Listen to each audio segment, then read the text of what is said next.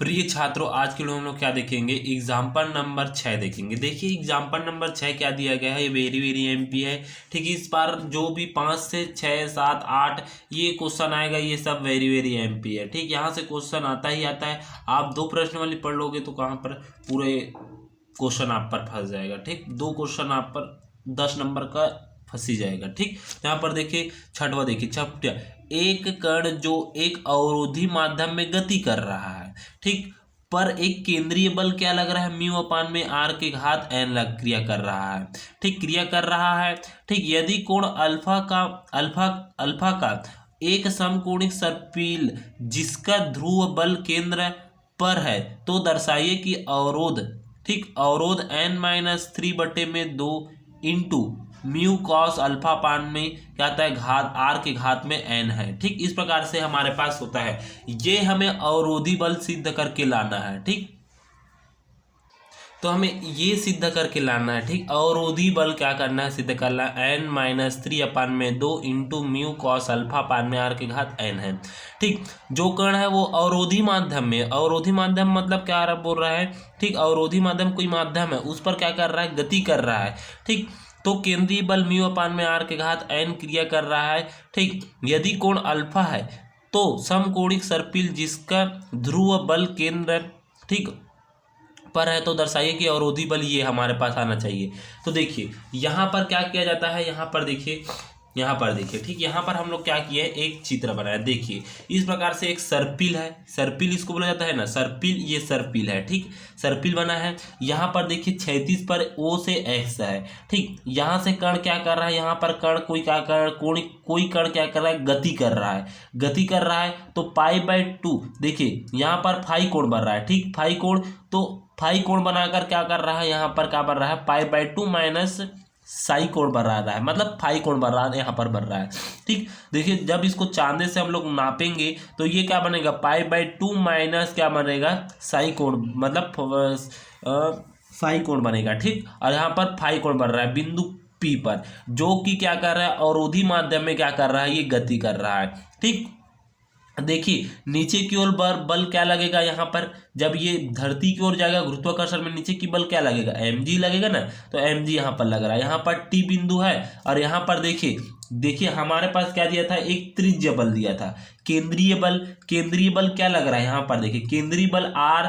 ठीक, r mu upon में r के घात क्या दिया था, n दिया था, म्यू अपान में r के घात n मिला था। ठीक, तो देखिए, ठीक, केंद्रीय बल क्या दिया था, म्यू अपान में आर के घात n दिया था। अब देखिए, ठीक, सवाल करेंगे, हल करेंगे। देखिए कोण अल्फा के समकोणिक सर्पिल पर पदिक समीकरण को याद रखना पड़ेगा। ठीक, पदिक समीकरण देखिए क्वेश्चन में क्या दिया था, अवरोधिक समीकरण। देखिए, ठीक, ये देखिए सर्पिल का समीकरण दिया था, सर्पिल, ठीक, जिसका अल्फा कोण बनाते हुए क्रिया कर केंद्रीय बल म्यू अपान में आर के घात n क्रिया कर रहा है। यदि कोण अल्फा का एक समकोणिक सर्पिल जिसका ध्रुव केंद्र, ठीक, बल केंद्र पर है तो दर्शाइए कि, देखिए तो यहाँ पर पदिक समीकरण आपको याद रखना पड़ेगा, P इज इक्वल टू क्या आता है, आर साइन अल्फा होता है। तब हम जानते हैं कि P इज इक्वल टू क्या लिख सकते हैं, अल्फा की जगह क्या ले सकते हैं, हमारे पास कोण क्या बन रहा है, यहाँ पर फाई कोण बन रहा है, तो अल्फा की जगह हम लोग क्या लिख सकते हैं, साइन लगता है। तो P is equal to R sine phi हो गया। ठीक, अब यहाँ पर देखिए दोनों समीकरण P बराबर है, ये देखिए पहला समीकरण का P बराबर है, ये भी बराबर है, तो ये लेफ्ट हैंड साइड भी बराबर है, तो राइट हैंड भी साइड क्या होगा, बराबर होगा। तो देखिए R sine alpha is equal to R sine phi हो गया। तो आर से आर कटा तो क्या बचा, sine alpha is equal to sine phi हो गया। साइन से साइन कटा तो क्या बचा, alpha is equal to phi हो गया। ठीक, मैंने बताया। ठीक, यहाँ पर अल्फा की जगह हम लोग फाई रख सकते हैं। ठीक, यहाँ पर देखिए क्या होगा, तो इस प्रकार से हम लोग phi is equal to alpha भी लिख सकते हैं और अल्फा इज इक्वल टू क्या लिख सकते हैं, फाई लिख सकते हैं। ठीक, इस प्रकार से। अब देखिए माना प्रति इकाई द्रव्यमान, ठीक, प्रति इकाई द्रव्यमान अवरोध R है, स्पर्शी तथा अभिलंब के अनुगत गति का समीकरण क्या हो जाएगा। ठीक, गति का समीकरण देखिए, यहाँ पर गति का समीकरण क्या आ जाएगा, v dv अपान में ds is equal to minus mu upon में r के घात n cos phi minus r हो जाएगा। ठीक, ये अलग सूत्र लगा है क्योंकि यहाँ पर हमारे पास क्या दिया गया है, केंद्र बल दिया गया है। ठीक, केंद्र बल क्या दिया गया है, म्यू अपान में आर के घात एन दिया गया है, और ये क्या है, 36 दिशा में क्या कर रहा है, गति कर रहा है। 36 के लिए क्या लगाए हैं, ठीक, cos फाई लगाया है, ठीक, मतलब फाई लगाया है और माइनस में आर हो गया। समीकरण एक दे देंगे इसको, ठीक। अब उसके बाद देखिए एक क्या बन रहा है, देखिए एक कोण क्या बन रहा है, ठीक, एक कोण हमारे पास देखिए यहाँ पर क्या बन रहा है, एक कोण, यहाँ पर नहीं, यहाँ पर देखिए, ठीक, यहाँ पर इस पर हम लोग पलटाते हैं। देखिए यहाँ पर एक कोण क्या बन रहा है, एक कोण साइन बन रहा है, फाइव बन रहा है, एक कोण क्या बन रहा है, π/2 माइनस 5 बन रहा है। तो इसके लिए अलग से समीकरण निकलेगा। तो एक समीकरण क्या होता है, ठीक, एक समीकरण देखिए यहाँ पर निकल जाएगा, ठीक। एक समीकरण क्या जाएगा, वी के घात स्क्वायर अपान में रो is equal to mu upon में आर के घात एन cos π/2 माइनस साइन हो गया। ये पूरा प्रमेय का सूत्र है, इसको याद रखना पड़ेगा आपको, ठीक। पहला समीकरण हमारे पास क्या हो जाएगा, वी डी अपान में D S is equal to minus mu upon में आर के घात n cos sine minus r, समीकरण एक हो जाएगा। और दूसरा सूत्र हमारे पास ये हो जाएगा, ठीक, इसका π/2 को बदल देंगे तो क्या हो जाएगा, साइन साइन में होगा। तो यहाँ पर वी स्क्वायर अपान में रो is equal to mu upon में आर के घात एन, और यहाँ पर क्या आ जाएगा, साइन साइन हो जाएगा, ठीक, मतलब साइन फाइव हो जाएगा, समीकरण 2 हो जाएगा। अब देखिए रो बराबर, देखिए P बराबर हमारे पास क्या मिला था, P इज इक्वल टू, यहाँ पर देखिए, ठीक, P इज इक्वल टू हमारे पास क्या मिला था, P is equal to R, ठीक, R, और यहाँ पर साइन अल्फा मिला था, ठीक, इस प्रकार से मिला था।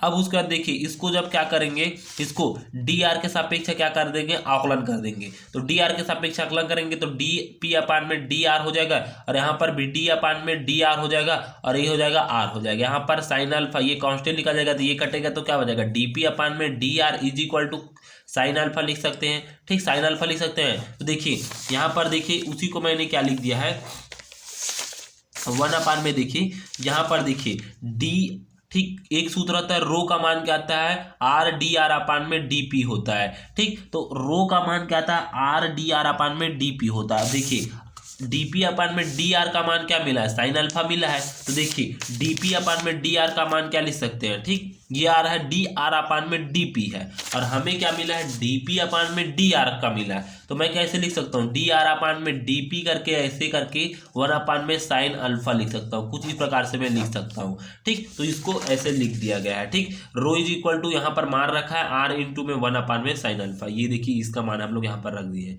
ठीक। तो रो का मान क्या मिलेगा, आर कॉसेस, ठीक, साइन को जब 1 अपान में साइन का क्या मान होता है, कोसेस होता है, तो यहाँ पर आर यहाँ पर कोसेस अल्फा हो जाएगा। अब देखिए समीकरण 2 में रो का मान रखने पर, समीकरण 2 में देखिए, समीकरण 2 में रो का मान रखेंगे तो क्या मिलेगा, देखिए वी स्क्वायर अपान में देखिए आर कोसेस, ठीक, कोसेस अल्फा, और इज इक्वल टू क्या आ जाएगा, म्यू अपान में आर के घात एन का एन, और यहाँ पर साइन फाइव का साइन फाइव हो गया, ठीक। अब उसके बाद देखिए यहाँ पर v का square is equal to mu upon में आर के घात एन, और यहाँ पर साइन अल्फा माइनस का आ जाएगा आर हो जाएगा, ठीक, आर हो जाएगा। और उसके बाद देखिए यहाँ पर क्या हो जाएगा, यहाँ पर देखिए इसको, ठीक, कोसेस 1 अपान कोसेस का फिर से मान क्या हो जाएगा, ठीक, यहाँ पर देखिए, ठीक, कोसेस को हम लोग इस तरफ भेजेंगे, ठीक, ये देखिए मैंने इसको क्या किया, इस तरफ गुणा कर दिया, तो देखिए आर कोसेस अल्फा, तो यहाँ पर हो गया sine alpha are causes alpha हो गया गुणा में। अब इसको, ठीक, 1 अपान, ठीक, 1 अपान साइन अल्फा का मान हम लोग क्या रखे थे, कोसेस रखे थे, तो उसको फिर से वही मैंने लिख दिया, ठीक। और यहाँ पर देखिए हम लोग, ठीक, फाई का मान, ठीक, यहाँ पर आप कैसे बदला इसको आप देख रहे होंगे, फाई इज इक्वल टू क्या मिला था, अल्फा मिला था, तो फाई की जगह हम लोग क्या रख दिए, अल्फा मान रख दिए, अल्फा हो गया। तो देखिए अल्फा से साइन अल्फा कट गया, तो क्या बचेगा, v square is equal to mu upon में आर के घात एन माइनस 1 बच गया, समीकरण 3 हो गया, ठीक। अब इसको क्या करेंगे, ठीक, एस के सापेक्ष आकलन करेंगे, ठीक, इसको हम लोग, ठीक, इसको हम लोग एस के सापेक्ष क्या कर सकते हैं, आकलन करेंगे। तो देखिए ये इसको मैं क्या लिख सकता हूँ, इसको मैं क्या लिख सकता हूँ, डी स्क्वायर एस अपान में डी टी का स्क्वायर लिख सकता हूँ, कुछ इस प्रकार से लिख सकता हूँ।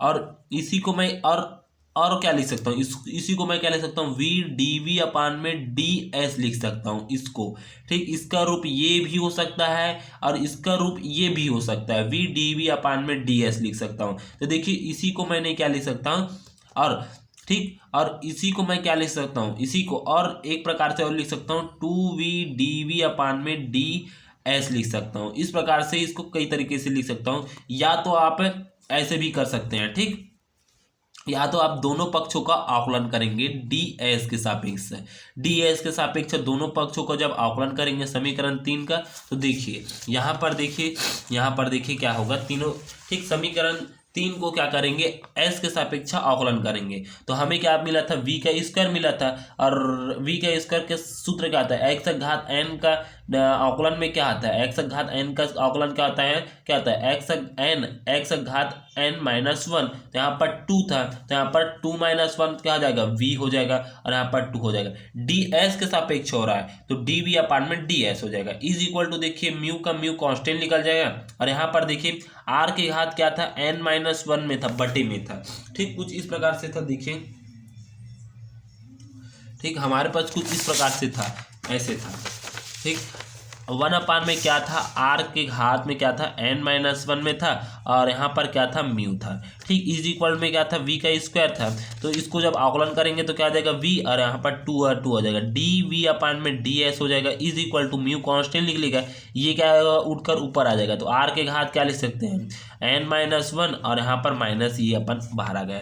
ठीक इस प्रकार से हो जाएगा। अब कौन सा सूत्र लगेगा, यहाँ पर आकलन लगेगा, तो डी एस अपन डी टी, इसका सूत्र एन ठीक माइनस 1, ठीक ऐसे लगेगा ना, एक्स घात एन वाला सूत्र क्या आता है, ठीक डी अपान में डी एक्स, एक्स घात में क्या आता है, एन, और यहाँ पर एक्स घात एन माइनस 1, ये वाला सूत्र लगेगा। तो यहाँ पर यही वाला सूत्र यहाँ पर लगाया है।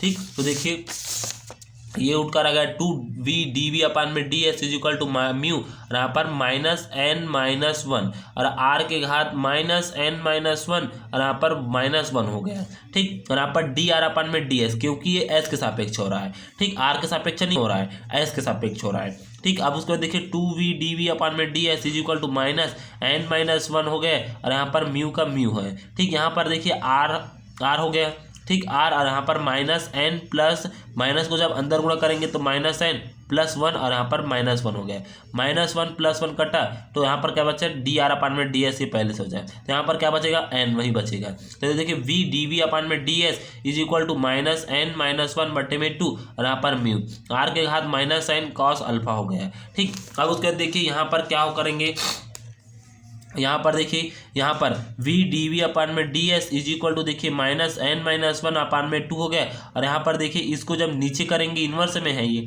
नीचे करेंगे तो क्या आ जाएगा, प्लस में हो जाएगा, तो म्यू अपान में आर के घात एन, और यहाँ पर कॉस अल्फा होगा। समीकरण 3 हो गया। ठीक और उसको देखिए समीकरण 3 व समीकरण 3 से, समीकरण 1 व समीकरण 3 से, देखिए समीकरण 1 व समीकरण 3 से देखिए। ठीक समीकरण 1 आपको दिखाता हूँ। ठीक समीकरण 1 देखिए, ठीक यहाँ पर नहीं है, देखिए ये समीकरण 1 देखिए वी डी वी अपान में D S is equal to minus mu upon में आर के घात एन कॉस 5 माइनस आर है। देखिए इसका पद लेफ्ट हैंड साइड बराबर है तो राइट हैंड भी साइड बराबर होगा, और इसका भी देखिए लेफ्ट हैंड साइड बराबर है, तो समीकरण 1 समीकरण 2 को दोनों को बराबर लेंगे। अभी तक से हम लोग क्या किए, इस समीकरण 2 को हल किए, समीकरण 1 को हल नहीं किए, समीकरण 2 को हल किए ना। ठीक अब यहाँ पर देखिए समीकरण 2 को हल किए हैं। अब देखिए यहाँ से देखिए समीकरण 1 और समीकरण 3 को बराबर लेने हैं, तो माइनस एन माइनस 1 अपान में क्या हो जाएगा 2, ये वाला उठाकर यहाँ पर रख दिए हैं, म्यू अपान में आर के घात एन कॉस अल्फा। अब यहाँ पर ये वाला पद है समीकरण 1, तो ये है माइनस म्यू अपान में आर के घात एन, और यहाँ पर कॉस 5 माइनस आर हो गया। ठीक अब उसके बाद देखिए क्या क्या कटेगा, इसमें क्या क्या कट सकता है। ठीक और हमें प्रतिरोधी बल निकालना है, और प्रतिरोधी बल को किससे प्रदर्शित करते हैं, प्रतिरोधी।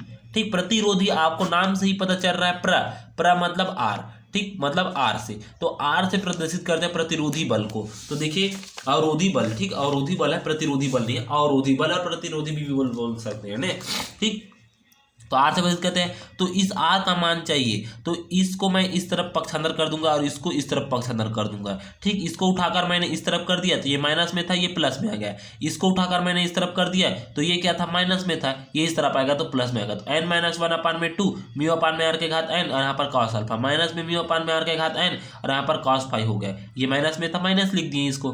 ठीक अब उसका देखिए 5 की जगह हम लोग क्या लग सकते हैं, अल्फा रख देते हैं। तो देखिए R is equal to N minus 1 upon में 2 म्यू अपान में आर के घात n, और यहाँ पर cos अल्फा हो गया। माइनस में देखिए फाई था, यहाँ पर cos अल्फा हो गया। ठीक, अब यहाँ पर देखिए ये कॉमन दिख रहा है और यहाँ से इतना भी कॉमन दिख रहा है, तो दोनों को कॉमन निकाल देते हैं। म्यू अपान में आर के घात n cos alpha n minus one upon में 2 -1 हो गया। ठीक, इसको क्या करेंगे, तिर्यक गुणा कर देते हैं, तो क्या हो जाएगा, म्यू अपान में आर के घात n cos अल्फा, यहाँ पर n माइनस 1 -2 हो जाएगा, बट्टे में 2 हो गया। -2 और 1 घटेगा तो क्या आ जाएगा, जुड़ेगा, माइनस माइनस में जुड़ जाता है। तो देखिए यहाँ पर क्या आ जाएगा, n-3 हो जाएगा और यहाँ पर 2 म्यू cos अल्फा अपान में आर के घात n। ठीक, इस प्रकार से यहाँ पर सिद्ध होता है। ठीक, इस प्रकार से ये सिद्ध हो जाएगा। ठीक, इस प्रकार से ये अवरोधी बल हमारे पास सिद्ध होकर आ जाएगा। ठीक, यहाँ तक आपको बनाना है। ठीक, धन्यवाद।